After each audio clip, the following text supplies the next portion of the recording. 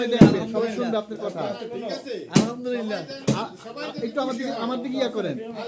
এই মাংস শোয়েব ভাইয়ের দায়িত্বে কাটা হচ্ছে। যদি মাংস কোনো ছোট হয় বা যদি ইয়া না পান, তাহলে আপনারা শোয়েব ভাইয়ের পরবর্তীতে এই বিষয় নিয়ে ধরবেন, জিজ্ঞাসা করবেন। ঠিক আছে, আমি এর সাথে একমত না।